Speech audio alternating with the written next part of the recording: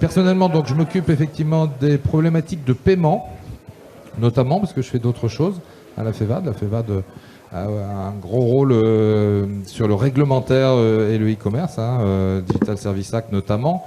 Elle a un gros rôle également de production de chiffres sur le marché, et des évolutions de ce marché, et des comportements d'achat des acheteurs.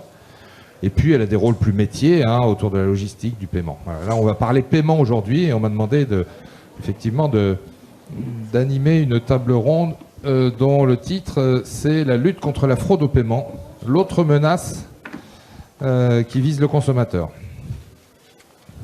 Donc pour ce faire, on aura 3 temps. Je vais vous présenter quelques grands chiffres en matière de paiement en France, d'une manière générale, dans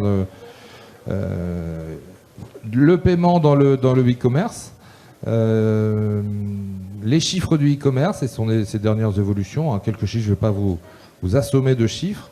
Et puis, on terminera cette partie chiffres avec les chiffres sur la fraude, avec ceux de l'OSMP, c'est la Banque de France qui produit tous les ans un rapport que je vous invite à télécharger sur leur site sur la fraude et les paiements scripturaux.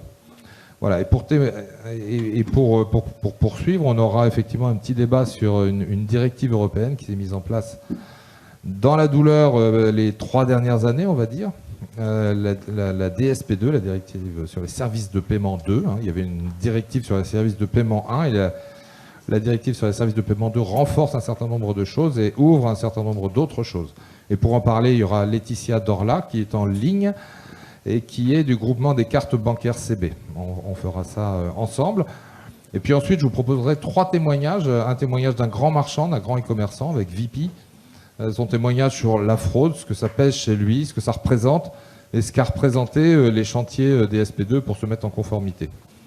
Et puis on aura ensuite Claire, qui est à ma gauche, de Worldline, qui, elle, a été chargée de mettre en place dans le milieu bancaire des solutions d'authentification fortes pour que la conformité DSP2 soit respectée.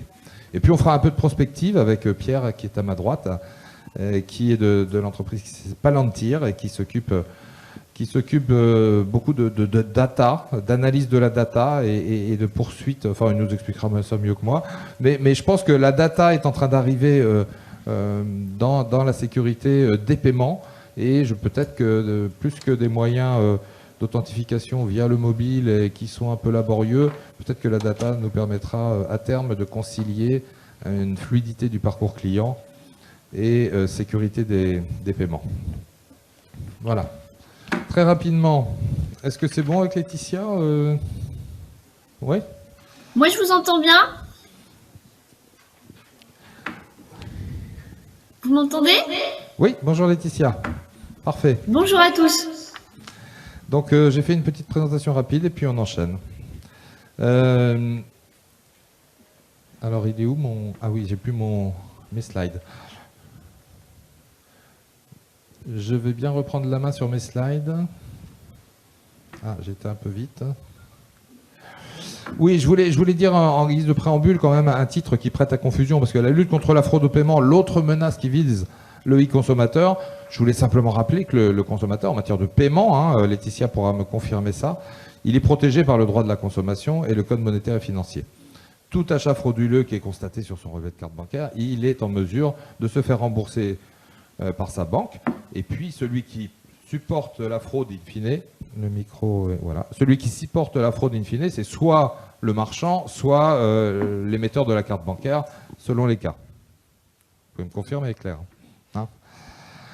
Ça n'en reste pas moins un irritant important pour le développement du commerce, et surtout c'est une délinquance contre laquelle bien évidemment il faut lutter. Elle est toujours trop grosse, cette délinquance, trop importante en termes de volume, et il faut lutter contre cette délinquance de manière collective, à la fois avec les émetteurs de cartes, les banques, les schemes, les réseaux de cartes, CB, Visa, Mastercard et les autres, les marchands, les prestataires techniques et toutes les offreurs de solutions qui peuvent apporter, soit par la data, soit par d'autres systèmes, de la sécurité dans ce paiement.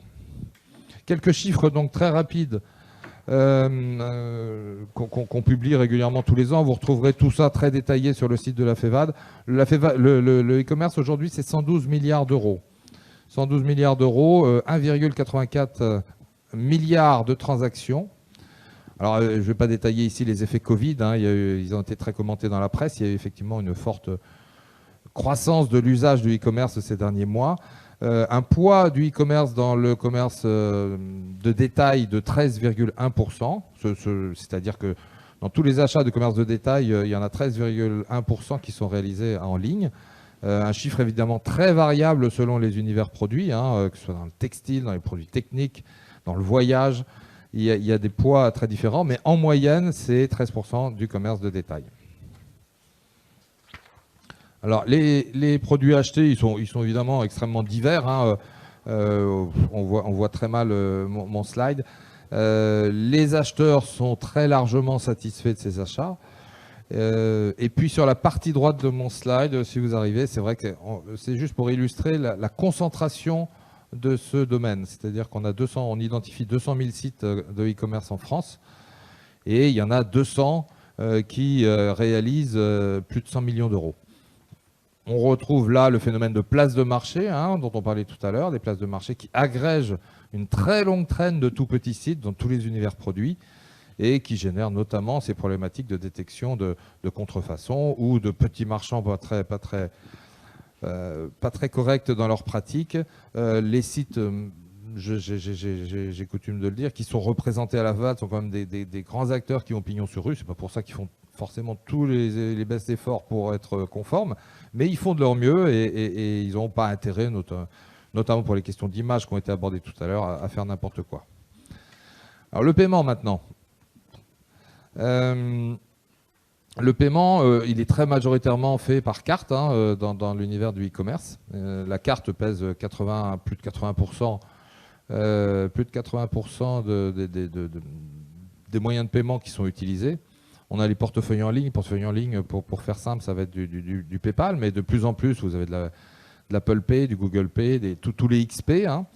Et puis, il y a tous les usages des paiements fractionnés, par exemple, ou virement-prélèvement qui est en train de se développer. Il y a encore un petit peu de paiement par chèque.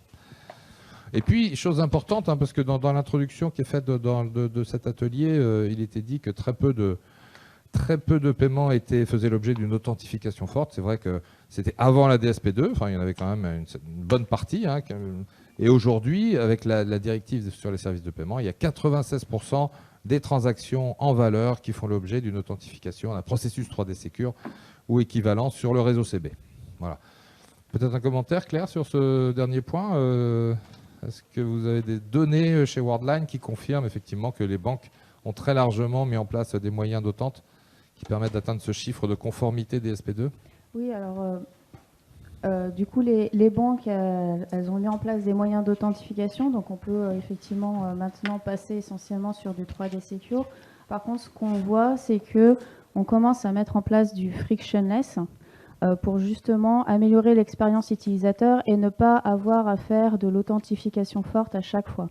Donc sur les premières banques qui ont mis en place le frictionless, on a plus de 40% de transactions qui sont qualifiées comme non risquées et du coup ne passent pas en authentification forte. Donc ça permet à la fois d'être conforme à la DSP2 et ne pas trop rajouter de friction dans le parcours utilisateur. Merci Claire. Peut-être Laetitia, on y reviendra juste après sur ce que c'est que la DSP2 pour vous expliquer un petit peu ce qui a été mis en place pour renforcer la sécurité des paiements. Mais je te passerai la parole juste après, Laetitia. Alors là, c'est encore moins lisible, mais je vous invite à consulter le site de l'OSMP hein, sur l'état de la fraude. Là, sur la partie gauche, on voit quand même les grandes masses. C'est les usages des paiements en France. Hein. La partie du haut, c'est en montant ou en valeur? Je ne sais plus. En haut, c'est en volume et en bas, c'est en valeur. C'est-à-dire qu'en volume, c'est la carte bancaire. Là, on parle tout type de paiement confondu. Hein. C'est la carte bancaire qui est majoritairement utilisée. En valeur, on voit que le cercle verdâtre, là, c'est les virements qui sont utilisés, bien sûr, dans tout un tas d'usages et qui pèsent beaucoup plus dans les paiements en France. Hein. Les virements pour les salaires, les virements pour les remboursements d'assurance, les virements pour tout un tas de choses. À droite, on a la répartition de la fraude par moyen de paiement, toujours pareil, en volume en haut et en valeur en bas. En volume, le cercle violet, vous ne le voyez pas, mais c'est la carte bancaire. Hein. Donc c'est majoritairement la carte bancaire en nombre d'opérations hein, qui est responsable des fraudes. En valeur, en revanche, celui du bas, on voit que le chèque, depuis 2 ans, a fait l'objet d'une fraude extrêmement forte et que voilà, la carte de paiement est beaucoup moins importante en valeur dans les paiements, dans la fraude au paiement. Je continue rapidement avec des diagrammes de moins en moins lisibles. Je suis désolé, mais je vais vous les commenter. Pardon. On voit sur celui de gauche le taux de fraude. Le taux de fraude, donc je vous commente rapidement. Hein, les diagrammes qui sont très très bas en bas, c'est les paiements de proximité. Les paiements de proximité, vous avez la carte avec la puce qui forcément est une protection de bonne qualité contre la fraude, donc très très peu de taux de fraude. Le sans contact est également très très bas. Hein. On a eu des articles en tout genre qui pointaient la fragilité du sans contact. Le sans contact est extrêmement fiable en termes de fraude. Les retraits dans les distributeurs, c'est les 4 diagrammes d'à côté. Et puis la partie droite, c'est les paiements à distance. Donc là, on voit bien que le taux de fraude en paiement à distance, c'est celui qui pèse le plus. Il est 17 fois, je crois, le chiffre, c'est 19 fois supérieur à celui des paiements de proximité.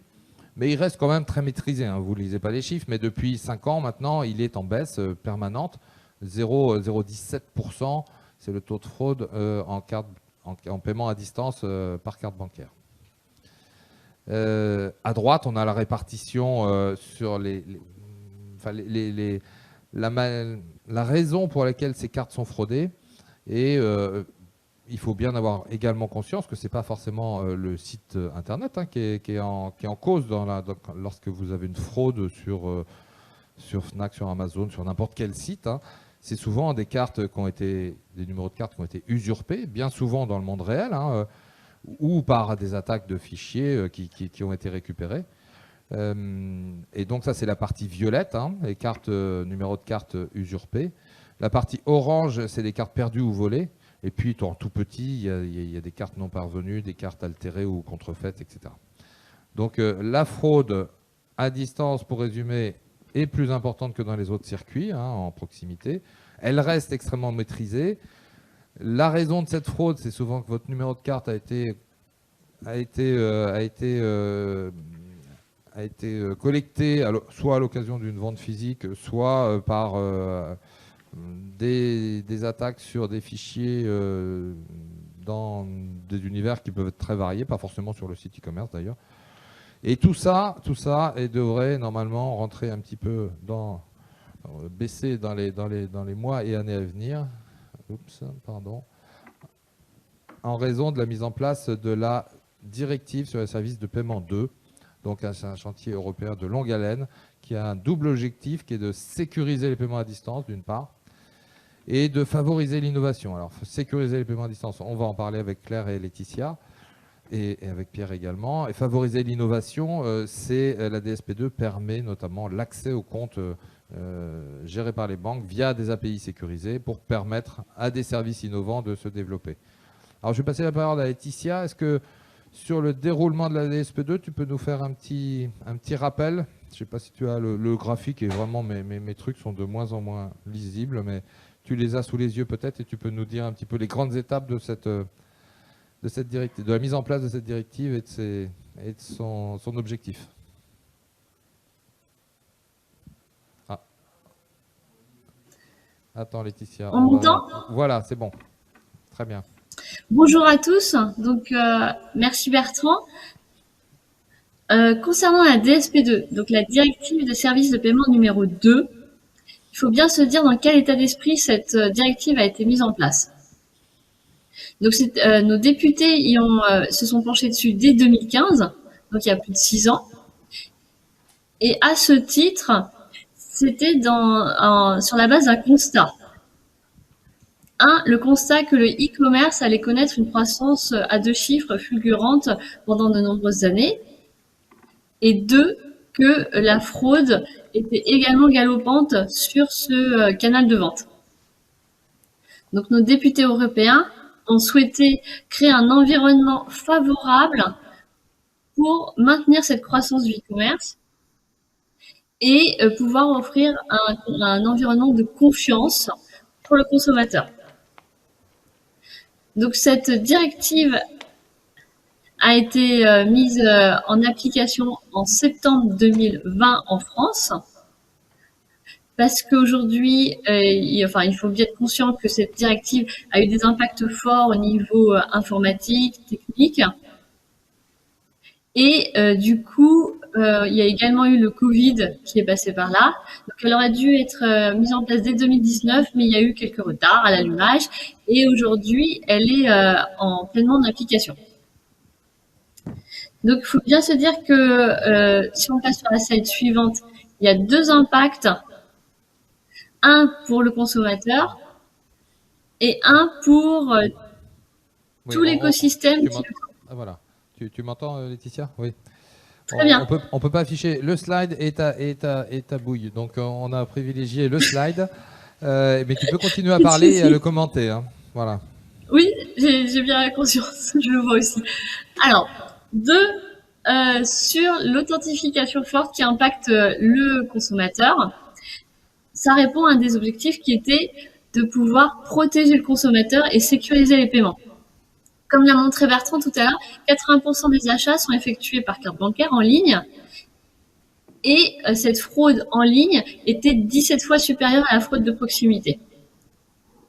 Donc l'authentification forte était aujourd'hui le volet le plus intéressant pour le consommateur, puisqu'on va basculer progressivement de l'OTP SMS vers de nouvelles méthodes. Donc un challenge pour les banques, pouvoir du coup innover et mettre en place de nouvelles méthodes d'authentification forte. L'OTP, donc One Time Password. Ouais. Juste pour vraiment appuyer ça, il y a vraiment la directive sur les services de paiement. Il y a deux migrations parallèles qui sont très, très importantes. Il y a d'un côté les banques, on en reparlera avec Claire, qui doivent équiper leurs porteurs de nouveaux moyens d'authentification. Hein. Vous vous souvenez que quand vous faites des achats, des fois vous le faisiez de façon très fluide, sans rien avoir à saisir. Et parfois, vous aviez ce petit SMS qui vous était envoyé, que vous ressaisissiez dans la fenêtre de paiement pour valider ce paiement. Ce moyen d'authentification-là n'est plus considéré comme conforme par le BA. Et donc, il a été décidé de mettre en place l'authentification forte. On verra de quoi il retourne. Je te repasse la parole. Merci. Du coup, cet OTP SMS, donc One Time Password, comme l'a dit Bertrand, n'est plus conforme parce que quand on parle d'authentification forte, on parle d'au moins deux facteurs. Alors, le facteur de un élément que vous connaissez, un élément que vous possédez et un élément d'inhérence. Donc, que vous connaissez, donc un mot de passe que vous êtes seul à détenir, que vous possédez un téléphone et un élément d'inhérence, un facteur biométrique qui vous est propre, la voix, fingerprint, etc.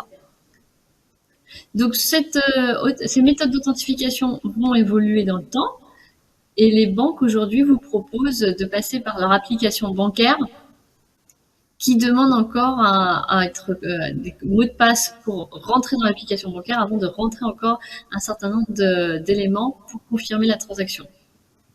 Voilà. Donc progressivement. C'est le premier. Je m'aperçois, je ne sais pas si le slide que tu m'as envoyé hier soir est dans la presse, mais tu vas pouvoir le commenter s'il n'est pas là, parce que je ne crois pas qu'il ait été transmis.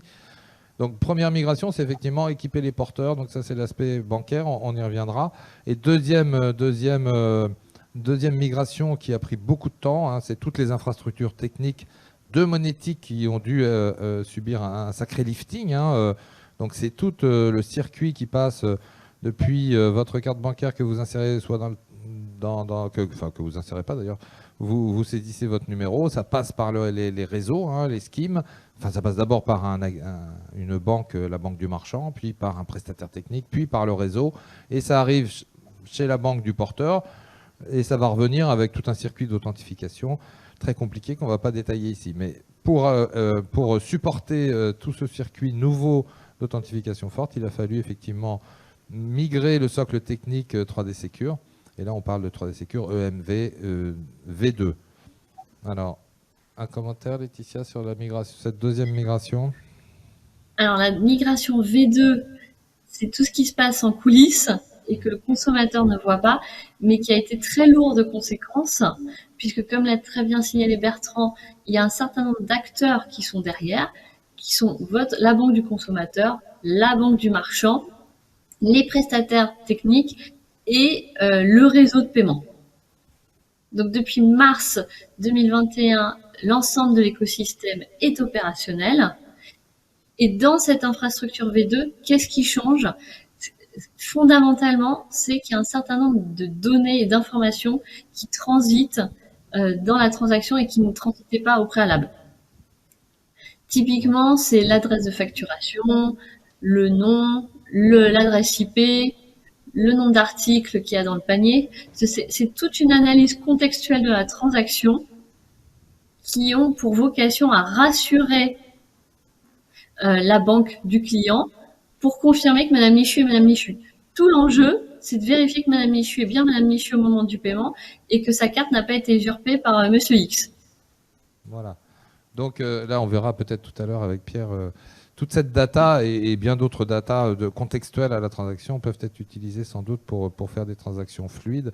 Mais aujourd'hui, la BE, hein, l'autorité bancaire européenne, ne considère pas l'authentification passive du consommateur comme étant conforme, je crois. Hein. Laetitia. Il n'est pas possible aujourd'hui, via la data seule, même si parfois elle peut être considérée comme plus sûre, d'authentifier un paiement. Et on est obligé de passer forcément par une étape, ces deux facteurs, notamment dont parlait Laetitia, c'est-à-dire le téléphone mobile, ou encore, c'est encore valable, le SMS OTP avec un second code. Voilà. Mais la data seule n'est pas aujourd'hui en mesure d'être conforme DSP2, hein, c'est ça? Alors, elle est un outil, mais elle n'est pas en effet le cœur du sujet de l'authentification forte. Okay, donc, je vais peut-être passer la parole à Claire qui va nous détailler un petit peu tout le travail qui a été fait avec les banques, avec les émetteurs. Les émetteurs, c'est la banque des porteurs hein, versus l'acquéreur qui est la banque du marchand. Donc les émetteurs ont dû équiper leurs porteurs et Worldline est un des acteurs au cœur du réacteur de cette DSP2 parce qu'il a équipé les banques d'un certain nombre de briques technologiques qui sont très importantes dans l'authentification. Un petit détail peut-être serait le bienvenu. Donc au niveau de Worldline, on opère notamment toutes les transactions du Directory Server CB. Directory Server, il faut peut-être expliquer. Je ne sais pas si vous êtes tous familiers des transactions en ligne. Mais... Justement, sur les transactions en ligne, donc les transactions, elles vont passer par le marchand, puis selon le scheme, si c'est Visa, Mastercard ou carte bancaire, passer par le Directory Server et ensuite arriver sur ce qu'on appelle l'ACS de la banque, qui est la brique technique qui va gérer les authentifications avec le protocole 3D Secure. C'est sur cet ACS où, justement, par rapport à la DSP2, on va d'abord regarder s'il y a des exemptions qui peuvent être appliquées. Parce que la DSP2 implique qu'il y ait une authentification forte à chaque fois, mais il y a quand même quelques règles d'exemption, notamment sur les montants faibles de moins de 30 €, sur des paiements récurrents ou des transactions où on va avoir un taux de fraude bas, et ou que l'on va coupler justement avec une analyse de risque. Donc c'est déjà tout ce premier travail de recherche des exemptions qui va être étudié pour décider si on fait une authentification forte derrière ou pas. Et ensuite, effectivement, on va déclencher l'authentification forte des banques. Donc là, un gros travail côté banque émettrice. En France, elles ont essentiellement déployé l'authentification forte basée sur le smartphone. Donc en fait, c'est l'authentification forte basée sur un téléphone de confiance plus l'utilisation de la biométrie ou d'un élément de connaissance qui est le code PIN, le tout intégré à l'application bancaire. Mais en Europe, nous, on peut voir qu'il y a également d'autres stratégies qui existent, pas forcément les plus ergonomiques, comme en Belgique, ils utilisent le lecteur de carte d'identité externe. Ça peut être aussi un token physique qui est déployé et donné aux personnes. ou l'utilisation d'une identité numérique de l'État d'un pays. Donc ça peut être du Bank ID par exemple dans les pays nordiques, ou beaucoup It's Me également en Belgique. Donc voilà, on a beaucoup on va dire d'alternatives possibles, mais c'est vrai qu'en France, il y a eu, on va dire, une certaine unanimité sur la technologie. Donc vraiment l'utilisation du smartphone pour pousser également l'innovation, parce que quand on va utiliser le smartphone, on va pouvoir utiliser la biométrie du téléphone. Merci Claire, on verra tout à l'heure avec Sarah les conséquences de tout ça. Sarah est là, oui, je pense, oui. En régie, il nous écoute. Sarah est dans le coin, oui, je crois, oui. Bon, 2 minutes, on verra effectivement après les conséquences de tout ça sur le consommateur et sur le marchand, parce que c'est pas simple. Laetitia, tu avais un autre commentaire sur ces 2 migrations, donc je rappelle, hein, équiper les porteurs d'un moyen d'authentification, donc en France le téléphone mobile, le smartphone, mais ça pose des problèmes d'inclusion. Tout le monde n'a pas un smartphone écrit avec son appli mobile. Tout le monde n'accepte pas de télécharger son application mobile, et quand bien même les gens téléchargent leur application mobile, tout le monde n'accepte pas de faire de la biométrie. Voilà, donc il faut des moyens alternatifs. Il y en a en France, il y en a également ailleurs en Europe. Mais tout ça complexifie quand même le parcours client. Alors Sarah, si tu es parmi nous, je veux bien que tu apportes ton témoignage à la fois sur la migration des SP2 côté marchand, comment ça s'est passé chez VP. Hein. Je connais un peu le sujet parce qu'on a participé tous les deux à de très nombreux ateliers de travail avec la Banque de France, avec CB, Visa, Master et tout l'écosystème. Est-ce que tu peux nous dire comment chez VP vous vivez cette migration des SP2 et comment vos consommateurs réagissent? Bonjour, vous m'entendez très bien? Très bien, merci Sarah. Parfait. Donc, je suis Sarah Lamartine, je suis la responsable du paiement chez VP. J'entends le micro? Non, c'est bon, on t'entend bien. Parfait. En fait, VP a fait le choix de gérer la fraude en amont de la DSP2. C'est-à-dire que pour nous, la fraude, en fait, c'est un engagement. Ce qu'on fait, c'est qu'on score en fait toute transaction. Et avant le paiement, en fait, on décide de faire en fait une classification. Désolé, j'entends les mots, c'est un peu perturbant. Allô? Nous, on t'entend bien. Parfait. Ok, donc on va voir. Désolée. En fait, je me permets de partager avec vous que VP a fait le choix de faire un screen en fait, sur les transactions. En amont de chaque paiement, on sait en fait avec une certitude que le paiement va bien se passer ou il sera sujet à une fraude. Et en fonction de cela, auparavant, on déclenchait ou pas notre ADS. Donc, ce qu'on faisait, c'est un ADS limité. L'arrivée de la DSP2, comme là, c'est que VP en fait devait s'adapter et que par ailleurs, en fait, on devait appliquer en fait les règles de quantification, des règles d'exemption, comme décrites en fait dans le texte de la DSP2. Donc, on passait d'un monde dans lequel on devait mettre en fait de quantification au fait de subir en fait les règles de quantification. Pour nous, c'était une grande contrainte technique parce qu'on devait migrer en fait toute notre plateforme de paiement pour se conformer en fait aux exigences. C'était pas rentable comme projet pour banque privée parce que pour nous le taux de fraude il était déjà très bas et que pour nous la DSP2 c'est une contrainte en fait parce que rajouter des étapes dans le paiement peut générer en fait des incidents et des dysfonctionnements et de ce fait décroître en fait la conversion.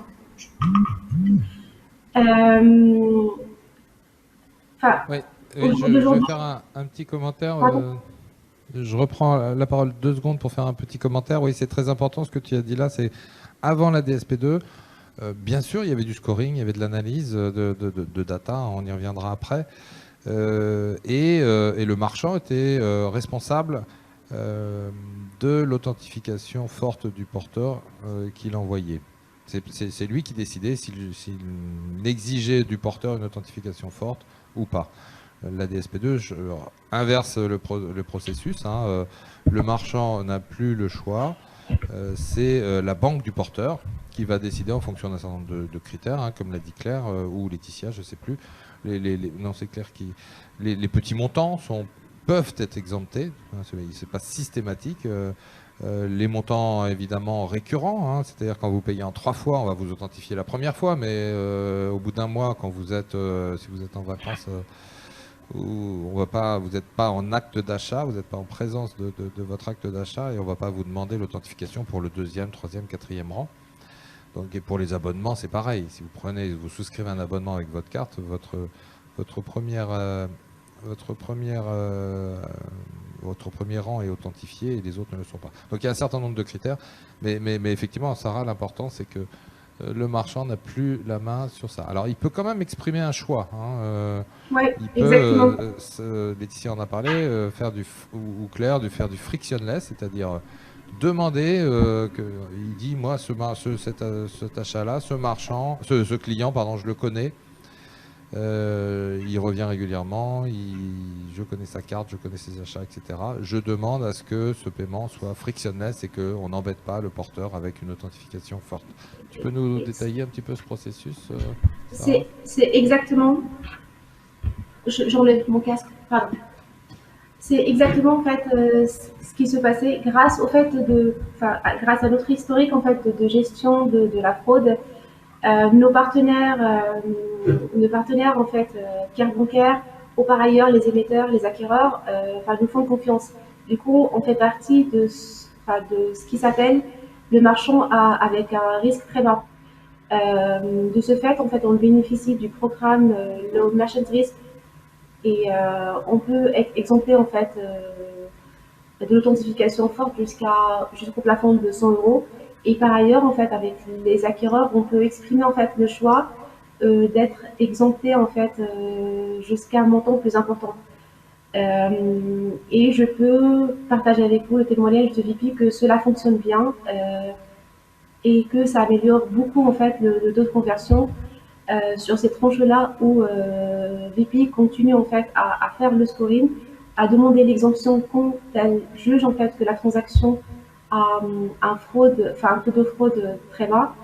Et comme ça, en fait, VP contribue à la réduction de la fraude et bénéficie en fait des avantages de la DSP2.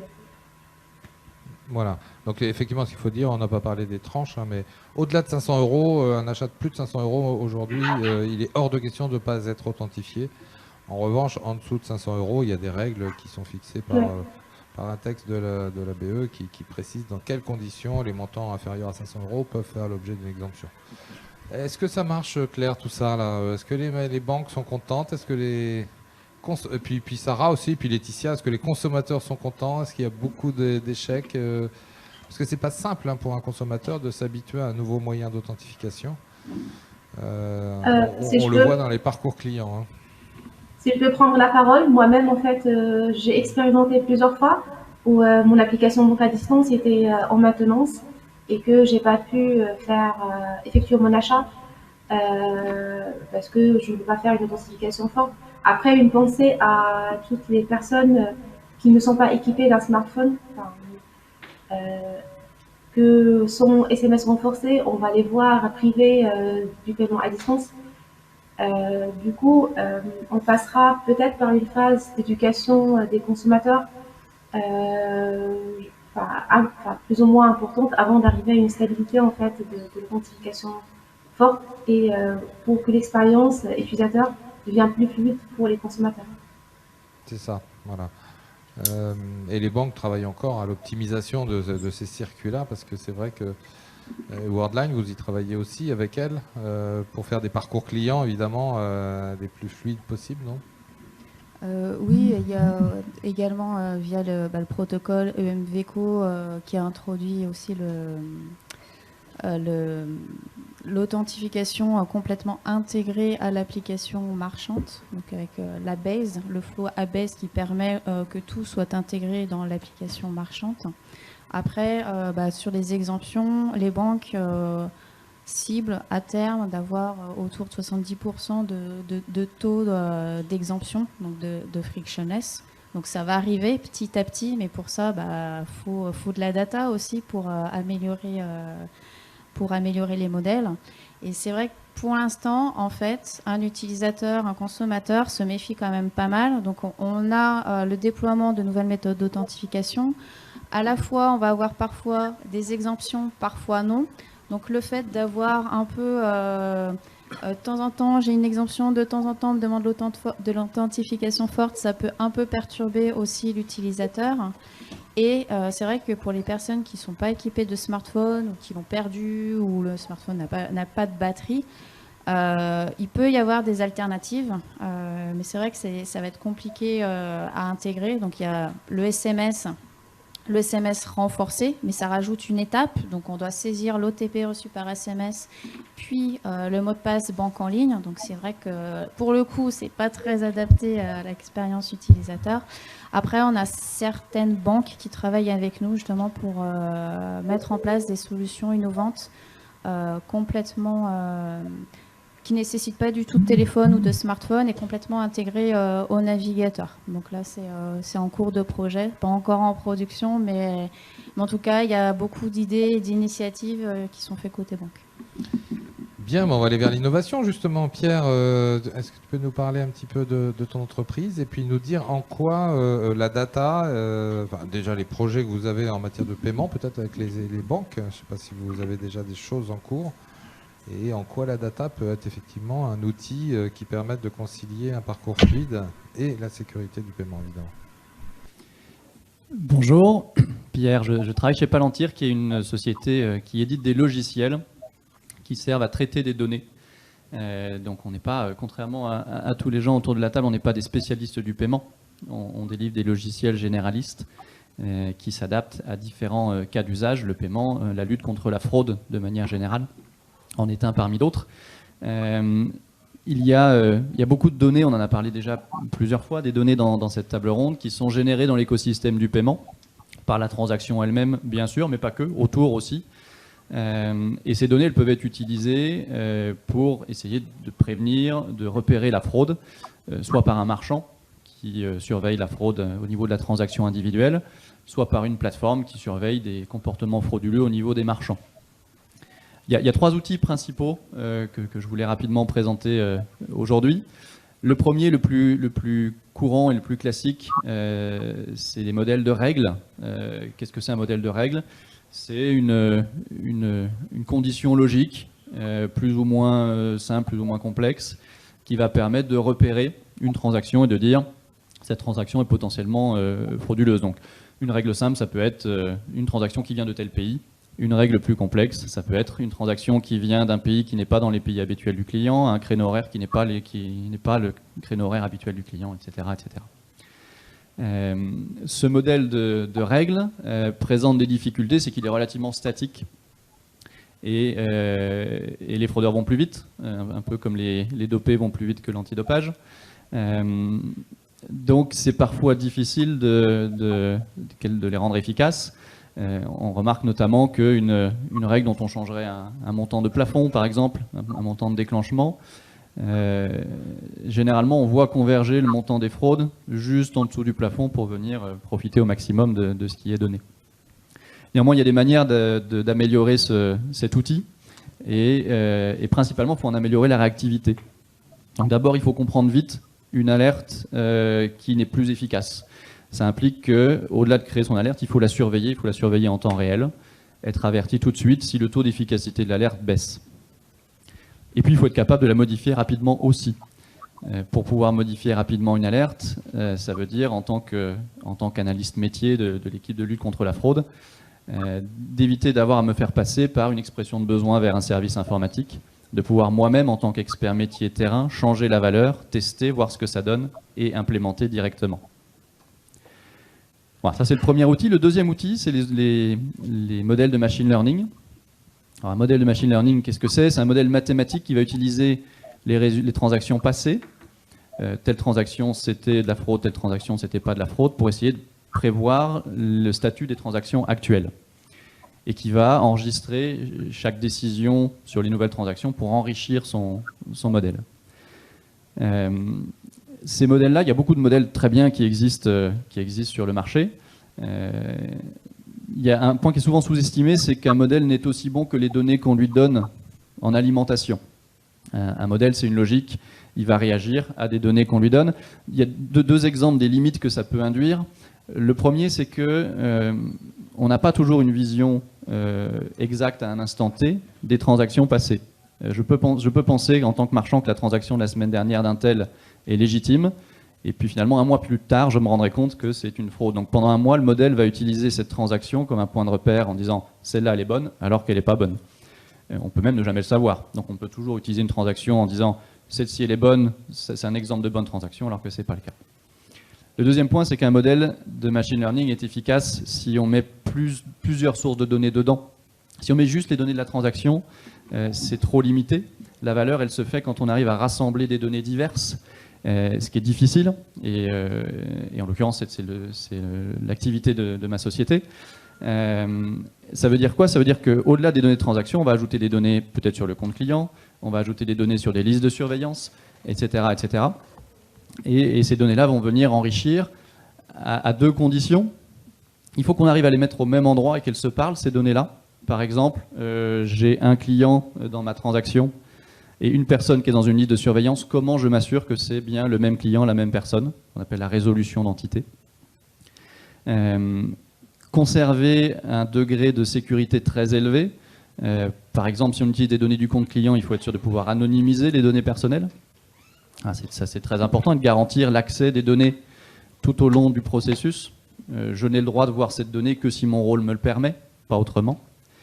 Et puis enfin, la scale, donc le volume. On disait tout à l'heure, je crois que c'était 1,8 milliard de transactions.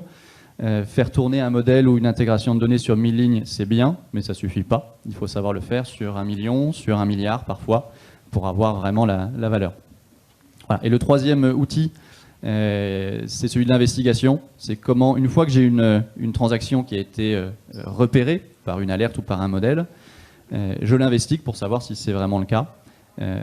C'est l'expert métier qui le fait. L'objectif ici, c'est de gagner du temps. La donnée, elle peut faire gagner du temps, et notamment l'intégration des données en permettant à la personne qui enquête d'avoir tout au même endroit et de ne pas être obligé de se connecter à 5 systèmes différents, de copier des choses dans un Excel, de faire des additions, des soustractions, etc. Donc d'avoir un espace de travail avec la boîte de réception de toutes les transactions potentiellement frauduleuses, des outils pour requêter rapidement et facilement. Voilà, c'est les trois outils que je voulais rapidement présenter ce matin. Ils sont adaptés à la lutte contre la fraude au paiement et à d'autres types de fraude aussi, en fait, puisqu'on retrouve dans la lutte contre la fraude sociale ou fiscale ou lutte contre le blanchiment, c'est un peu les mêmes modèles qu'on va retrouver. Il y a un point commun à tout ça, c'est que la machine n'est pas magique, elle ne fait pas tout. C'est vraiment un complément entre la machine et l'humain. Ça implique trois choses, et je finirai là-dessus, Bertrand. La première, c'est qu'il faut éviter les boîtes noires. C'est le risque des modèles. Alors pourquoi il faut éviter les boîtes noires? Un, parce que techniquement, quand ça marche moins bien, c'est plus difficile à corriger. Et puis deux, humainement, on aura plus de mal en tant qu'expert métier à faire confiance à quelque chose qu'on ne comprend pas du tout. Si c'est juste, je mets quelque chose dedans, il y a quelque chose qui sort, je ne sais pas ce qui se passe, c'est plus difficile.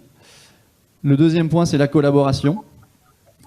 C'est important que tous ces mécanismes ne soient pas des choses réservées aux spécialistes de la donnée, aux ingénieurs, aux développeurs informatiques, mais qu'on puisse aussi utiliser les compétences des experts métiers du terrain, donc dans des environnements qui ne nécessitent pas forcément du code, qui permettent aux data scientists et aux experts métiers de collaborer, d'échanger et d'itérer. Et puis le dernier point, c'est qu'on a vu, on repère, on investigue. À la fin, l'humain, il prend une décision sur la transaction. C'est de la fraude, c'est pas de la fraude. C'est important d'enregistrer cette décision-là pour qu'elle vienne enrichir les données de base. Lire la donnée dans un seul endroit avec plein de sources différentes, c'est bien. Écrire les décisions qu'on prend à partir de la donnée, c'est encore mieux parce qu'on vient enrichir l'atout de la donnée qu'on a par les décisions du cerveau humain qui ont été prises avec. Merci Pierre. Et du coup, ça me permet de rebondir. Effectivement, Laetitia, peut-être tu pourras nous faire un commentaire là-dessus. Oui. Dans le paiement, on s'est aperçu, enfin, la DSP2 met ça particulièrement en valeur, c'est-à-dire que le marchand, il a un certain nombre de données sur son client, il le connaît, il connaît ses habitudes d'achat, ses heures d'achat même, ses lieux de livraison. À l'autre bout, vous avez la banque du client qui, elle, voit effectivement les habitudes d'achat chez tous les marchands de la carte en question. Et au milieu, vous avez le réseau, le scheme, CB en l'occurrence avec Laetitia, et qui voit, elle, là, partout où la carte elle est utilisée, chez tous les marchands, où il y a des transactions avec cette carte. Et c'est la réunion de ces trois univers de data qui, dans la DSP2, à terme, parce que c'est en cours, effectivement, de mise en place, tout ça, permettra de lutter efficacement contre la fraude. Alors Laetitia, sur le DS, alors c'est ce qui se passe dans ce qu'on appelle le directory server. C'est cette réunion de cette analyse, ce scoring de fraude qui est fait par CB ou Visa ou Mastercard. Ils ont chacun leur directory server et qui mixte la donnée marchand, qui est transitée par les nouvelles infrastructures DSP2, les données de la banque de l'émetteur donc, et les données propres à CB. Tu peux un commentaire là-dessus? Ou peut-être Oui, Pierre vous aussi, m'entendez bien? C'est vous qui les mettez en place, donc oui. Alors, je voudrais revenir du coup sur le témoignage de Pierre, à savoir que il reste quand même l'humain au cœur de tout ça. Et nous, ce qu'on peut observer à travers les transactions et sur à peu près un an d'expérience, c'est que paradoxalement, quand l'humain n'intervient pas, donc quand on est dans du frictionless, il y a peu de fraude. Donc cette analyse de data, elle est pertinente, puisque à partir du moment où on fait uniquement de l'analyse de data, il y a très peu de fraude constatée. Paradoxalement, quand l'humain, le consommateur, doit intervenir et compléter son SMS ou compléter via son application bancaire, il y a de plus en plus de fraude parce que il y a le développement, ce qu'on appelle chez nous le social engineering. Donc, qui prouve la faiblesse de l'humain, puisqu'il y a une interception par du phishing, avec des réseaux de fraudeurs qui sont de plus en plus, on va dire, professionnalisés. Et on a pu voir dans la presse récemment beaucoup d'interceptions sur certaines banques, où elles se font carrément désintermédier, et le client pense vraiment avoir affaire à sa banque. Phishing, on en a parlé tout à l'heure à propos d'autres, dans un autre contexte, mais ce phishing permet évidemment aux fraudeurs de collecter ou le numéro de téléphone ou voire même le numéro de carte directement quand ils sont suffisamment fins. Et ça pose la question aussi du compte client. Est-ce que Sarah, tu es encore parmi nous? Est-ce que tu as pu constater peut-être un accès, une augmentation des fraudes vu que la carte est de plus en plus protégée? Est-ce que les fraudeurs ne se reportent pas plus sur le compte du client pour essayer de le pirater et par ce biais-là de faire des achats? Ah, on n'entend pas Sarah, mais ça va venir.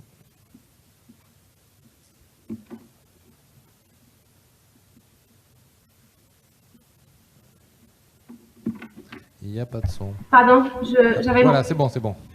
J'avais mon micro coupé. Le sujet de fraude chez les filles, en fait, c'est un engagement et pour nous, en fait, on fait du schooling.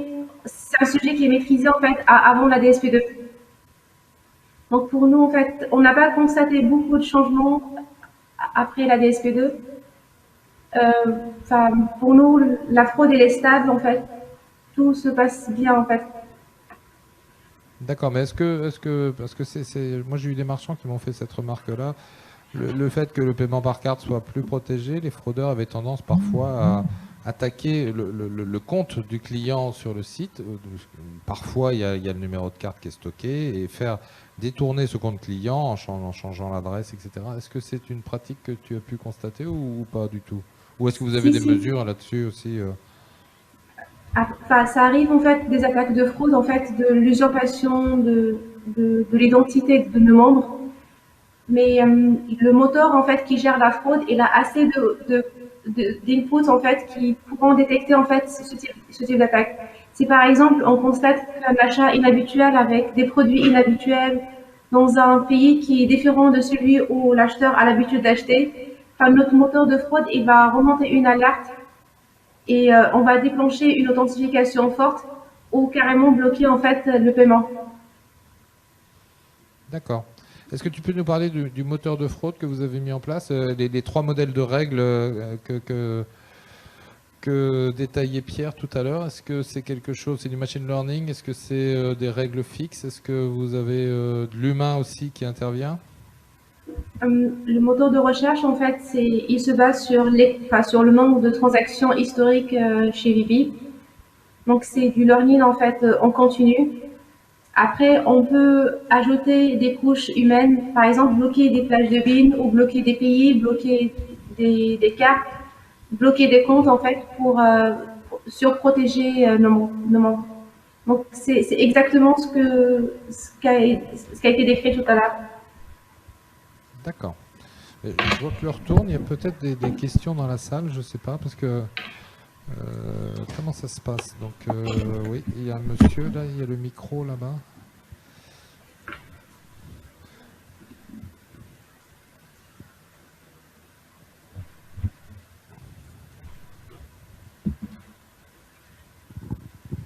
Merci. Dominique Siupa, je suis expert en cybersécurité. 2016, on a beaucoup travaillé sur le DSP2. On a aussi travaillé sur le RGPD, règlement et non pas directive. Et dans les techniques de lutte contre la fraude, on se disait mais on pourrait réduire la fraude à un niveau très très bas en enfreignant le RGPD. Quelle est votre vision des choses aujourd'hui? Alors, c'est des sujets qu'on a abordés fréquemment. Alors peut-être Pierre aura une réponse à ça. Nous, évidemment, enfin, Sarah pourra le confirmer aussi, ou Laetitia, mais c'est vrai que ça fait longtemps qu'on se dit, avec des règles un peu moins strictes en matière de RGPD ou de CNIL, hein, concernant la fraude particulièrement, on pourrait être beaucoup plus performant. On pourrait être beaucoup plus performant en mutualisant un certain nombre de données. C'est un peu ce qui se fait dans le cadre de la DSP2, d'ailleurs, ça se fait un petit peu plus. Mais on pourrait être beaucoup plus performant sans les contraintes RGPD. Oui, vous avez raison. Alors, je vais peut-être laisser les spécialistes intervenir, mais... Alors, de notre côté, on a plutôt tendance à chercher des solutions pour suivre la RGPD. Et trouver des solutions plus efficaces. Je parlais tout à l'heure d'anonymisation des données.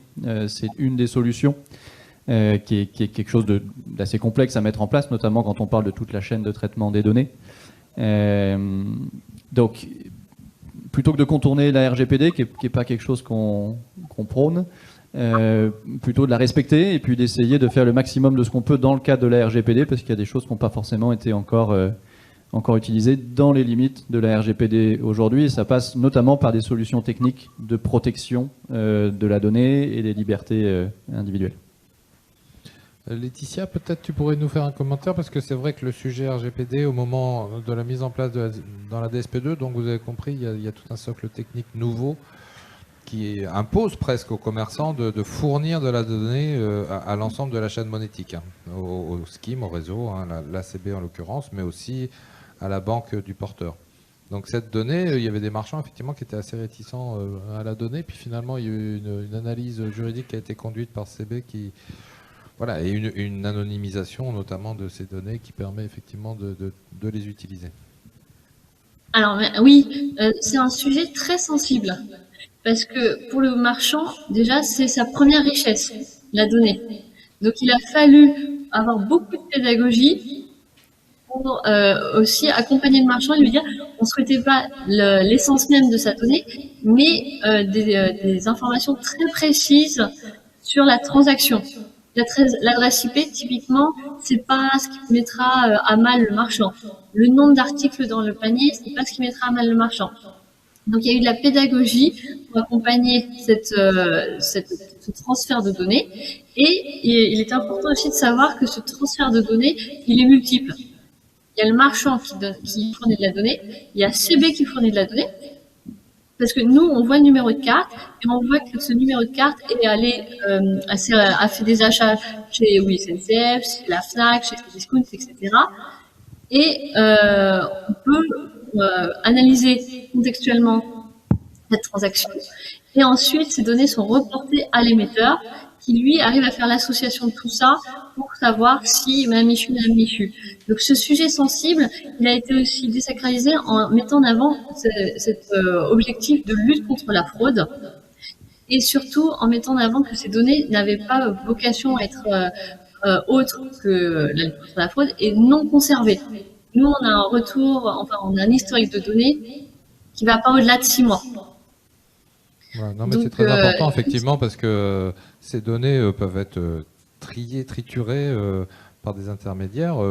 Tu disais le nom du produit, ça n'a pas beaucoup d'intérêt, enfin, il n'y a pas beaucoup de risque pour le marchand, mais si, si tout d'un coup Amazon a la capacité d'analyser tous les produits qui sont achetés chez ces discounts, ça lui apporte quand même un degré d'analyse important. Donc, voilà, mais alors, là, il y a une c'est barrière. bien spécifié. Effectivement, il y a des barrières. Les données qui sont collectées dans le cadre de la lutte contre la fraude et de la DSP2 ne servent qu'à ça. Elles ne sont pas du tout exploitées dans un cadre marketing ultérieur, que ce soit par l'émetteur, hein, la banque du porteur, et encore moins par les réseaux qui s'engagent à les détruire, comme disait Laetitia. Oui. Et puis un point important, une information qu'on n'imagine pas, c'est le mode de livraison. Est-ce qu'on est livré dans un point relais ou chez soi?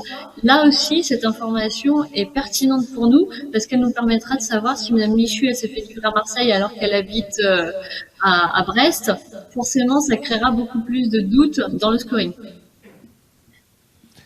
Ouais.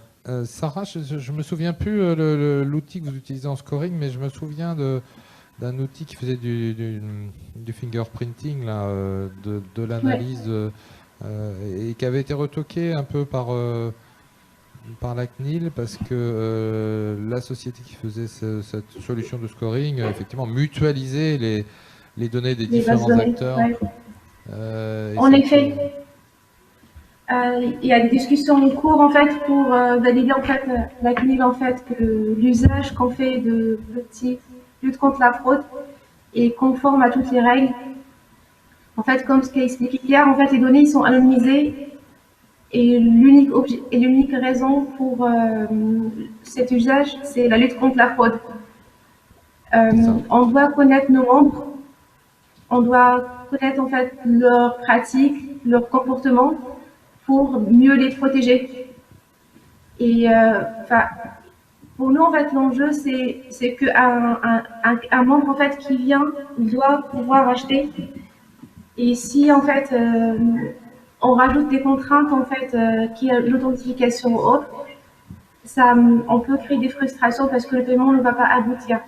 Donc nous chez Fifi en fait on contrôle, on sait si la fraude sera avérée ou pas, et on essaie de proposer à nos membres en fait le circuit le plus fluide pour dans lequel il n'y aura pas de fraude et pour lequel on est quasiment sûr que le paiement sera concrétisé. Ok. S'il y a une autre question, là, oui, il y a plusieurs mains qui se lèvent. Je ne sais pas si on a le temps de tout prendre. Alors, on va essayer de répondre très rapidement et poser des questions très courtes. Je sais pas, on est dans les temps, non? Oui, c'est bon. On a un peu de marge. Oui. Merci. Je suis de la Côte d'Ivoire. Je suis M. Conin, membre du Conseil de régulation de télécommunications en Côte d'Ivoire. Alors, la question, elle est personnelle. Est-ce que la connaissance du numéro de compte bancaire suffit-elle à frauder sur le compte de l'individu? Parce que moi, j'ai été victime de cela en France ici. J'ai demandé à la banque de donner mon relevé à un parent pour le transmettre en Côte d'Ivoire. Et puis, par la suite, tous mes comptes, à l'exception du compte assurance, c'est-à-dire je vais parler de PEL, épargne, tous ont été vidés vers le compte principal, et le fraudeur, il est logé en Belgique, et pratiquement en l'espace de 2 semaines, tous mes comptes étaient vidés à l'exception du compte assurance. Est-ce parce que la personne, parce que moi on a fait des enquêtes, on n'a pas su que c'est mon cousin qui est derrière cette affaire. Et c'est resté comme ça. Il a fallu que mon avocat menace la banque en utilisant le principe de 20 millions de consommateurs pour que je sois indemnisé. Alors là, on rentre dans le cas très personnel, ça va être compliqué de répondre. Mais avec un numéro de compte, on peut pas, avec un simple numéro de compte, on peut pas vider un compte en banque. Hein. Il y a des mesures, enfin en tout cas en France, il y a des mesures de protection extrêmement rigoureuses pour accéder au compte. Et la DSP2 est là pour renforcer encore ces niveaux d'exigence. Donc après, vous n'êtes pas à l'abri effectivement d'un phishing qui fait que vous ou un proche, consciemment ou pas, ayez donné l'accès à un fraudeur à vos données bancaires. Hein. Mais bon, peut-être c'est très très personnel, on va peut-être passer à une autre... Oui, donc bonjour à tous. Une question rapide. Compte tenu du fait qu'il y a une partie de la population qui ne souhaite pas ou qui ne peuvent pas manipuler les smartphones et que les moyens d'authentification via biométrie ne sont pas tout à fait compatible avec ce que la CNIL préconise, pourquoi la France ne diversifie pas ses moyens, ce qu'on vient d'entendre se passe en Belgique ou en d'autres pays. Pourquoi majorité, voire 90,9% des banques françaises sont uniquement fixées sur la authentification basée sur les smartphones. Et quelles sont les tendances? Peut-être Claire, effectivement, ça c'est des stratégies bancaires. Après, hein, historiquement en France, on est très carte et du coup, il y a d'autres pays plus virements où il y a eu d'autres solutions qui sont développées. Mais c'est aussi parce que là où on est vraiment dans la fin du déploiement de la DSP2 pour les banques, donc elles ont été très, on va dire, tactiques, c'est-à-dire qu'elles ont déployé une solution d'authentification forte qui permet de répondre à un plus grand nombre de personnes. Et là, on est justement en projet de déploiement avec les banques qui s'attellent en ce moment même pour déployer les solutions alternatives pour les personnes qui ne sont pas équipées de smartphones. Mais c'est vrai que leur stratégie, c'était ce qu'on appelle le mobile first, donc vraiment de promouvoir une solution basée sur le mobile. Et comme la Banque de France avait aussi mis des objectifs en termes de pourcentage de déploiement par rapport au calendrier, donc elles ont forcément privilégié, on va dire, le plus grand nombre, mais c'est vraiment leur préoccupation en ce moment même, et on est en déploiement avec l'ensemble des banques pour déployer ces solutions alternatives pour les personnes qui n'ont pas de smartphone ou même pas de téléphone du tout. Voilà. Et si je peux compléter, il y avait effectivement cette règle des 80-20. Hein. On a été au plus pressé, au plus grand nombre. Et donc, c'était le mobile qui permettait de couvrir cette fonctionnalité d'authentification de façon rapide et en grand nombre. Et puis, il y avait aussi l'idée, effectivement, qui est peut-être fausse, hein, mais que le plus grand nombre de consommateurs e-commerce étaient dans cette population-là, équipés de smartphones, et que c'était ceux-là qu'il fallait équiper en priorité. Pardon. Bon, mais en ce moment, comme le dit Claire, effectivement, les banques déploient les solutions alternatives qui sont basées sur le SMS avec un code supplémentaire. Oui. Bonjour à tous, merci pour votre réunion ce matin, elle était très instructive. J'ai une question, quel est l'impact en fait par rapport à la norme PCI DSS, puisqu'on ne l'a pas évoqué jusqu'à présent? Ça c'est un premier point. Et secondo, est-ce que le fait de reporter en fait toutes les contraintes sur la partie marchand ne cherche pas aussi pour les banques à maîtriser tout ce qui est endettement? Tout ce qui est endettement ? Endettement, oui. Alors PCI DSS, je sais pas, peut-être Claire ou Laetitia. La PCI DSS est une norme qui vise à sécuriser effectivement des organisations, enfin des entreprises, mais là, en l'occurrence, celles qui traitent la data bancaire sont toutes PCI DSS. Hein, oui, enfin, le marchand utilise un prestataire, bien souvent, et donc il ne stocke pas la donnée bancaire. C'est son prestataire, puis le réseau CB, puis l'émetteur ou l'acquéreur qui sont PCI DSS forcément, par nature. Et donc, il n'y a pas tellement un débat côté marchand. Il y a les très gros marchands qui vont être PCI DSS. Je crois que VP est PCI DSS. Je ne sais plus quel niveau. Hein, Ouais, on est certifié PCI DSS. Voilà, mais la plupart des marchands le sont à des degrés moindres parce qu'ils ne stockent pas tout simplement la donnée bancaire. Et l'autre, c'était le surendettement. Je ne sais pas, Laetitia, tu n'as pas un commentaire là-dessus c'est pas lié, je pense pas. Non, il n'y a pas de lien avec... on n'est pas dans le même périmètre. Aujourd'hui, c'est vraiment sécuriser les paiements et innover. Et je pense que l'endettement est un sujet autre et en parallèle de l'achat en ligne ou pas, l'achat dans proximité. Est-ce qu'il y a d'autres questions? Sinon, il y a une question au fond peut-être là-bas, et puis on va clore ce débat. Si vous avez d'autres points, mais les intervenants, un point final à dire, n'hésitez pas à le préparer, je vous passe la parole après. Bonjour, Caroline Souterson, journaliste chez MindFintech. Tout à l'heure, Sarah, dont je n'ai pas le nom de famille en tête. Sarah Lamarty. Merci. A évoqué une stabilité de la fraude, et je voulais savoir si c'était... du coup, si elle parlait depuis l'introduction de l'authentification forte, auquel cas on se demandera un peu pourquoi il y a eu l'authentification forte si la fraude n'a pas baissé. Ou est-ce qu'elle parle des chiffres 2020 et du coup, c'était pas encore totalement déployé, du coup, c'est pas encore un sujet? Oui, on aura les chiffres 2021 en 2022. Sarah parlait sûrement alors déjà de la fraude chez VP, qui est historiquement basse et maîtrisée. Et puis la fraude en général au paiement en carte bancaire en ligne est particulièrement maîtrisée. L'effet n'a pas été immédiat. Là, les chiffres que je vous ai montrés, c'est le rapport de l'OSMP qui est paru en juillet 2021 et qui porte sur 2019. 2019, ce n'était pas encore déployé. Je pense qu'on verra les effets de la DSP2 et on espère qu'il y en aura, parce que c'est quand même pour ça qu'on fait tous ces efforts dans le rapport 2022 qui portera sur 2021 et encore plus l'année d'après. Voilà. D'accord, merci. Est-ce qu'il y a un commentaire? Oui, un dernier peut-être. Oui, bonjour, je m'appelle Atef et je suis en formation en cybersécurité à l'EPSI à Lille. J'ai une question par rapport à l'authentification. Pourquoi ne pas la généraliser à tous les montants et pourquoi la somme de 30 € par exemple? C'est une question de coût ou bien de tolérance d'une partie de la fraude?